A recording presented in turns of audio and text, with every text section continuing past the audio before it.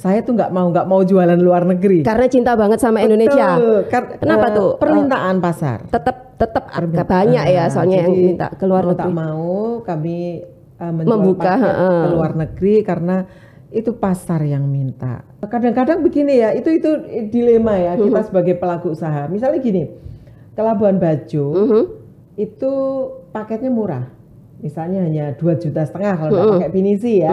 Kalau pakai pinisi kan mahal. 2,5 juta per kepala. Tapi tiketnya berapa? Yap. Itu sudah bisa dipakai ke Vietnam. Betul. Pernah ada kasus kita bawa tamu terus kedapatan bawa minuman dan diminum di kereta di MRT. Itu kita bisa kena denda. Korea juga gitu. Masjid itu hanya di ini kan Itaewon. Kita mengedukasi tamu ya harus mau tak mau sholatnya di mobil.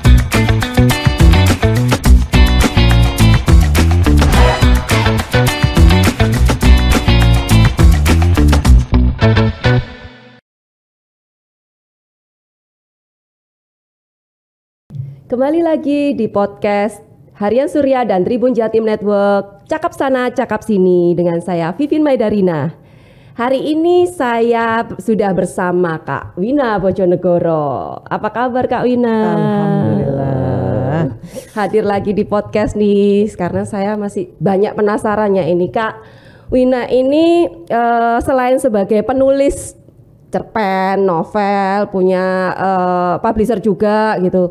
Kak Wina juga mengelola Padmatur, salah satu tour besar di Surabaya. Surabaya ya Kak, base-nya? Sidoarjo. Oh Sidoarjo, tapi sudah mendunia kayaknya. Tapi terkenalnya kan Surabaya. Surabaya ya? Garis batas. Oh garis batas, orang taunya Surabaya ya? Iya betul. Segede apa sih sudah jalan-jalan sampai membawa tamu sampai kemana aja nih Padmatur nih? Alhamdulillah kita sudah keliling Indonesia. Wah, tripnya pertama berarti Indonesia ya? Indonesia. Awalnya.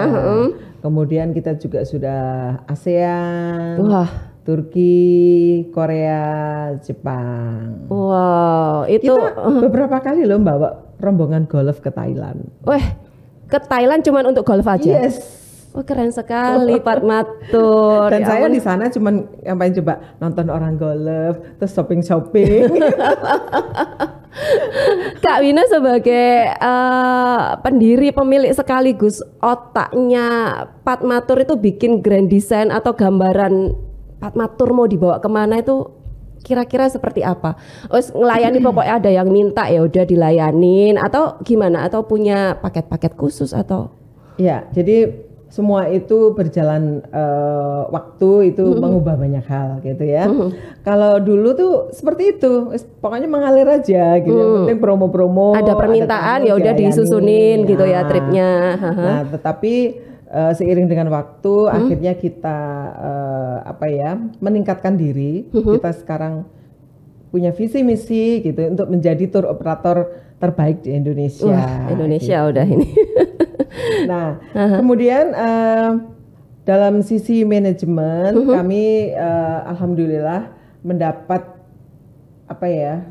rezeki untuk dibimbing oleh konsultan Human Plus itu salah satu seharusnya saya sih, tapi saya karena sudah terlalu banyak yang dipikirkan, jadi akhirnya Mas Agung yang diwakilkan ke salah satu timnya Padmatur ya. Jadi untuk membuat semua manajemen itu mulai dari bagaimana kalau surat keluar bentuknya seperti apa, nomornya apa, kemudian bagaimana membuat paket, semua ada di Google Drive. Mengupgradekan diri belajar manajemen itu ya. Kalau dulu kan masing-masing bikin paket dengan gayanya masing-masing gitu. Pokoknya template-nya ada. Gitu. Sekarang enggak.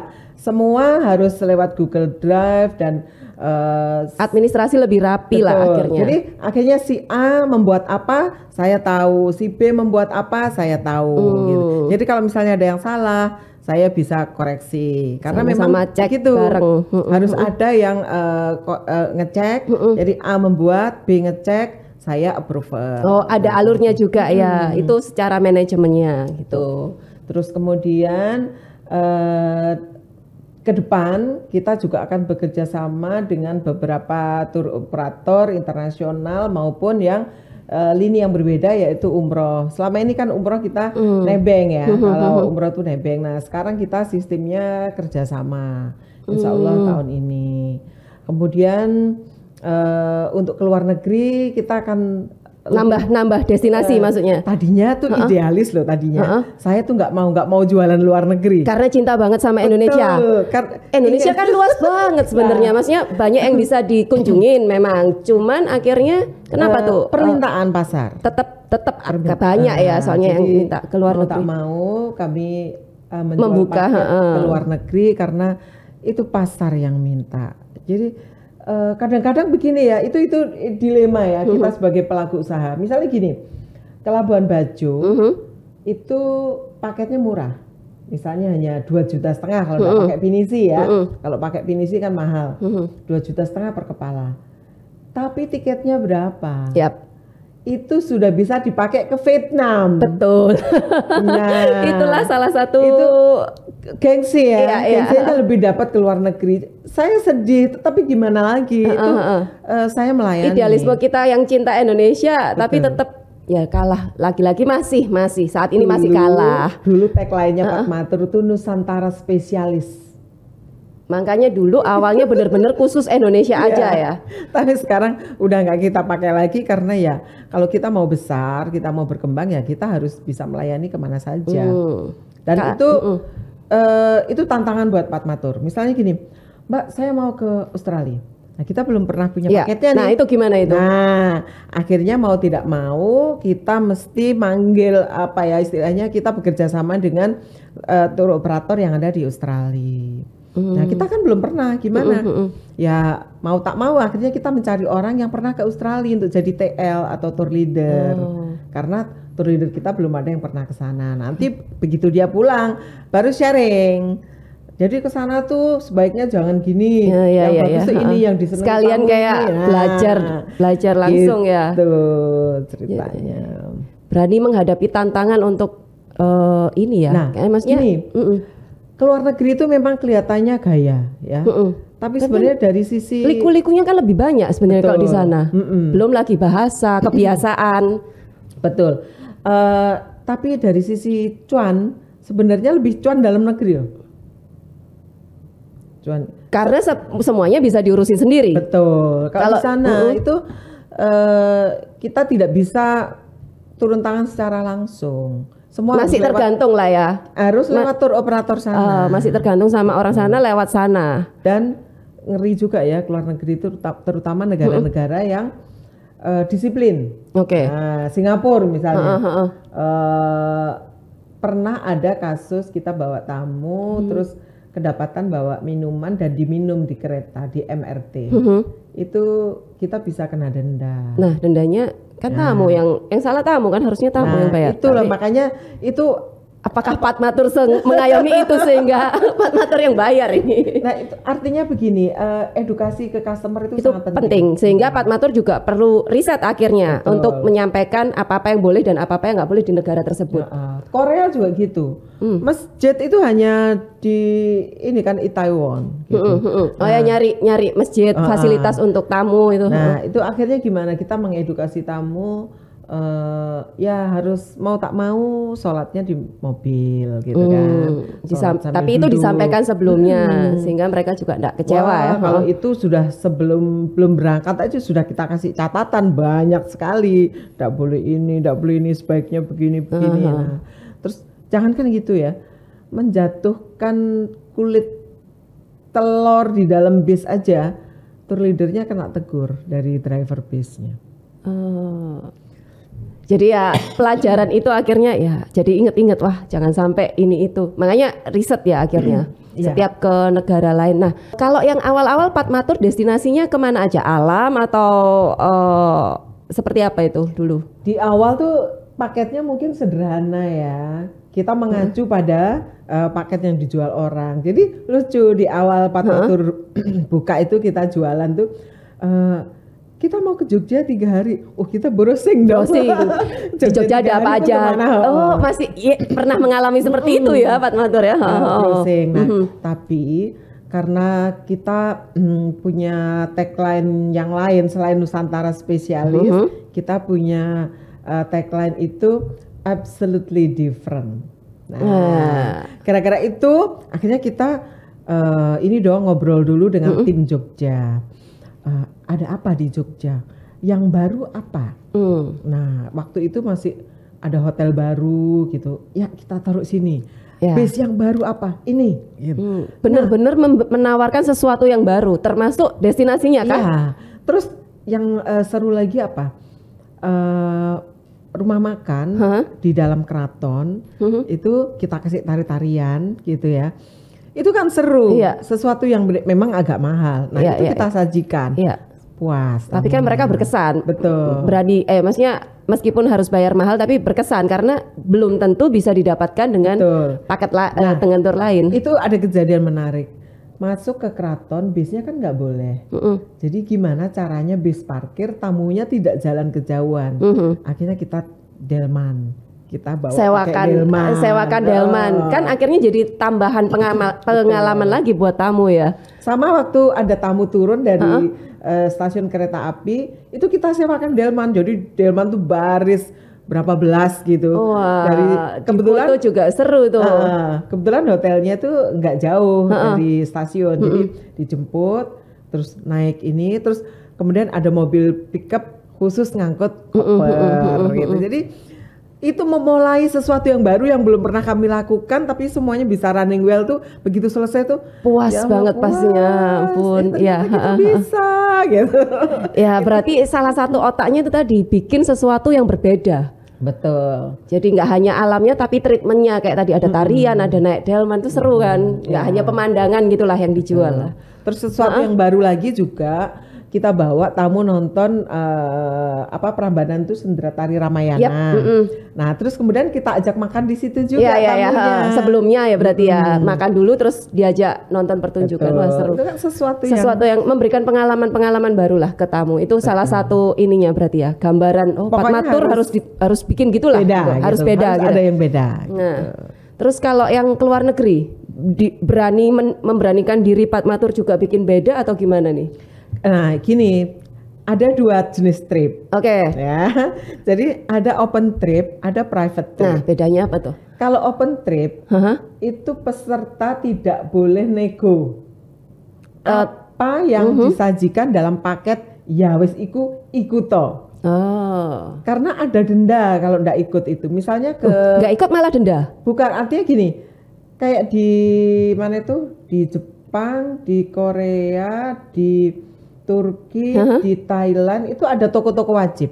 Di Cina juga. Ada toko-toko wajib. Di antara kunjungan destinasi wisata ada toko wajib yang belanja. Belanja nggak belanja harus masuk. Masuk aja dulu. Penting masuk. Kalau enggak kita kena denda. Kenapa? Karena toko-toko itu support sewa bis. Oh gitu. Jadi ya akhirnya Patmatur juga mengharuskan ya kalau ada open trip gitu tamunya ya wajib mengikuti semua rangkaian acara secara keseluruhan.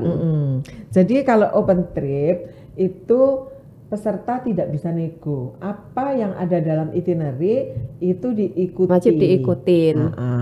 Beda lagi kalau private trip. Misalnya Kak Vivin 10 orang.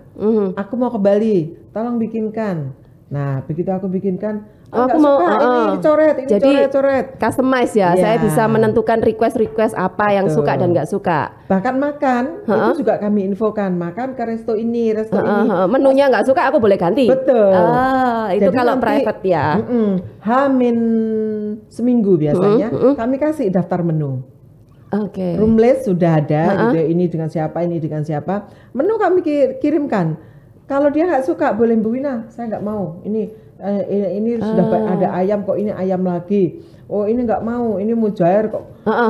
Nanti kita mabuk mujair. Ya. Atau mungkin ada yang alergi dan sebagainya, gitu bisa request juga ya. Ada. Itu yang private tour. Nah, kalau secara harga? Ya pasti yang private lebih mahal. Karena tanggal kan dia sendiri yang menetapkan. Mau high season mau enggak ya, ngikut akhirnya ya. Kalau open trip itu pasti lebih murah. Kenapa? Karena di awal tahun nih jadwal open trip itu sudah keluar sebenarnya. Pesawat ini sudah di book. Nah, pesawat sudah di-book. Berarti dari Patmatur udah ngira-ngira nih pesawat kalau di-book harganya sekian sehingga bisa melemparkan harga untuk open trip tadi kayak gitu. Kalau open trip kita konsorsium. Oh, udah ada kerjasama duluan ya malah. Ya, jadi kita udah kerjasama dengan travel-travel yang besar-besar gitu. Dia sudah keluarkan jadwal. Oke. Siapa yang kira-kira mau ikut tanggal ini, tanggal ini. Itu sudah diblok misalnya ini 20 seat, ini 30 seat, ini 50 seat. Nah, biasanya yang rame itu yang seatnya besar. Nah, itu yang lebih murah karena sudah dibayar di depan. Nanti kalau yang private trip itu karena tanggal dipilih sendiri. Ya, menyesuaikan sesuai kebutuhan akhirnya. Bahkan harga hotel pun juga nggak sama kan kalau high season apalagi lebaran ya, ini. Tapi kalau sebagai pelaku bisnis turnya, sebagai Patmaturnya, kalau jualan open trip gitu nggak gambling dah? Maksudnya gambling gini, ya kalau laku, maksudnya open trip itu kan biasanya ada minimal kuota. Misalnya kayak trip ini bisa jalan 10 misalnya atau 20 lah. Kalau di bawah itu kita kan punya waktu tenggang. Kalau misalnya tanggal udah kurang sekian bulan kok nggak ada peminat, dilempar. Kan kita kerjasama ini ada berapa puluh jaringan agent. Itu yang ini ya perlu juga ya. Ini masih aku kekurangan misalnya. Jatahmu masih ada masih. Saling silang, saling bantu. Kayak gitu sistemnya. Jadi nggak masalah, maksudnya melayani dua-duanya akhirnya private tour maupun open trip tadi. Karena itu apa ya istilahnya? Dua-duanya itu adalah pintu masuk customer yang punya gaya yang berbeda. Memang beberapa orang tuh kalau ikut open trip tuh mengeluh cepet-cepet karena nggak bisa bebas waktunya. Habis ini udah langsung geser ini gitu. Ya itu risiko karena murah gitu. Kalau private trip itu bisa lebih santai. Tapi nggak 100% santai banget kalau keluar negeri ya. Kalau keluar negeri itu saklek banget. Sopir itu sudah punya jam kan? Dan mereka nggak ngaret, nggak molor. Jam sekian harus ditunggu di mana? Tunggu tuh 10 menit, gak datang ditinggal. Dan beneran ditinggal. Dan aku kejadian dong waktu ke Turki aku ditinggal. Kan beneran ditinggal ternyata. Karena di luar negeri bener-bener ini ya tepat waktu. Iya betul. Ditunggu 10 menit. Jadi setelah itu ya. Gitu. Nah, suka dukanya. Nah, kedepannya nih atau saat ini nih kan udah lewat nih pandemi ya, berarti udah mulai rame lagi nih. Dua-duanya berarti dibuka ya, ada private tour, ada open trip juga. Terus kondisi saat ini Patmatur udah bangkit deh 100% nih kayaknya. Alhamdulillah. Jadi sekarang open trip yang Patmatur jual itu ada Jepang, Korea, Cina, Thailand, 3 negara, Singapura, Malaysia itulah ya, Turki. Nah, ini adalah apa istilahnya pelengkap aja ya, pelengkap karena sebenarnya klien Patmatur tuh yang terbanyak itu adalah BUMN. Ngikutnya berarti private tour ya mereka, maksudnya udah ada request di tanggal-tanggal tertentu. Mereka sendiri yang menentukan mau kemana. Biasanya gini, Bu Ina, saya mau jalan-jalan bersama staff. Tolong beri alternatif Jogja, Surabaya, Bali. Gitu. Ya tiga-tiganya kita buat. Harus bikin. Tapi karena dari data-data yang sebelumnya, riset sebelumnya bakal lebih cepat menyajikannya. Ya, kan kita sudah punya template. Cuman kita harus tahu ya karakteristik customer kita itu seperti apa. Misal begini, salah satu lembaga keuangan besar di negara ini itu senang kalau perginya itu makannya yang bagus gitu ya. Terus tempat wisatanya mau yang adventure ya. Kita sudah tahu stylenya. Terus misalnya gini, ada juga ya customer yang muda-muda. Muda-muda pasti hotelnya mintanya kalau di Bali mintanya di daerah Kute atau Legian gitu. Hotel nggak usah yang mahal-mahal, pokoknya yang seru-seru misalnya gitu ya. Nah, ngikutin ini keinginan kesukaannya lah ya. Ada juga yang gini, kita kepingin sepedaan, terus habis sepedaan kita makan enak, terus habis itu yang tidak dipunyai oleh orang lain yang enggak apa, saya mikirnya bingung. Saya kasih akhirnya dapat desa wisata yang di situ kita bisa latihan gamelan, latihan menari, makan kelapa muda di tepi sawah gitu. ternyata mereka suka sekali. Jadi di video, iya pasti seneng lah, sesuatu yang baru kan. Yang gamelan gitu. Tapi berarti Pak Matur ya itu harus kreatif, harus cari tahu banyak, infonya harus banyak. Kuncinya adalah berjejaring. Nah, ada tuh satu grup pelaku wisata di WA ini ya. Anggotanya tuh 1.000 pelaku wisata se-Indonesia. Kita tinggal bilang aja. Kita mau ke Ubud, wisata destinasi yang beda apa ya? Ini bu, ini. Mereka saling informasi ya. Dari situ akhirnya ya ketika ada kebutuhan-kebutuhan ini langsung bisa terjawab, nambahin ide baru akhirnya. Gunanya komunitas, berjejaring dan komunitas. Terus rencana ke depan nih Pak Matur? Ya. Ini rencana ke depan kita akan mengembangkan sayap. Terbang tinggi. Insya Allah. Selain ke negara-negara yang belum pernah kita jual, misalnya ke Uzbekistan, kita ini kan belum jual ya, ke Georgia. Ada survei nggak? Bagian jatah survei maksudnya. Ke Georgia, ke Eropa Timur gitu ya. Karena itu negara-negara yang eksotis. Kita akan mengembangkan ke sana.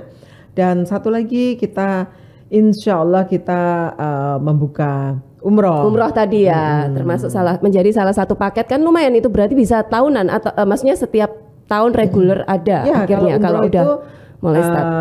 Mau seminggu sekali pun bisa. Itu tergantung jamaahnya mau berapa. Kalau haji baru kan setahun sekali. Kalau yang itu kalau haji agak susah ya, umroh yang masih lebih mudah. Apalagi sekarang Arab terbuka. Ya. Berarti dari Pak Matur akan riset untuk destinasi-destinasi baru tadi, termasuk ini berarti cari tahu. Ya kita kerjasama. Tetap menjalin kerjasama. Misalnya Uzbekistan gitu. Kebetulan kita sudah berkontak-kontak dengan kalau di sini tuh Kementerian Pariwisata ya dari Uzbekistan yang berkantor di Singapura. Kapan hari itu ayo kita start mulai lagi setelah pandemi. Benar-benar berarti ya itu tadi ya kuncinya jaringan ya. Akhirnya ya kalau kepingin ke sana ya akhirnya cari jaringan yang ada di sana gitu. Terus berjejaring itu juga bukan hanya dengan keluar ya, di dalam negeri pun kita harus tetap menjalin. Misalnya ada open table, apa istilahnya tabletop atau apa ya istilahnya, di mana buyer dan seller pariwisata itu bertemu dalam satu forum. Pak Matur selalu memposisikan dirinya sebagai buyer, ikut tapi sebagai buyer. Kenapa? Karena kita mau jual apa? Kita ini kan operator. Kalau kita misalnya punya hotel, kita jualan hotel. Ya, benar. Kita punya kawasan wisata, saya jual kawasan wisata. Nah, kita ini kan operator yang menjembatani semua itu. Nah, jadi kita sebagai buyer, misalnya kemarin ke Lombok, ya alhamdulillah di Lombok tuh ketemu ini hotel yang baru-baru, akhirnya ketemu dengan yang yang Mandalika yang baru. Akhirnya dapatlah semua dari wisata yang delusep yang tadinya nggak kita kerjain. Sekarang kita udah punya kontaknya.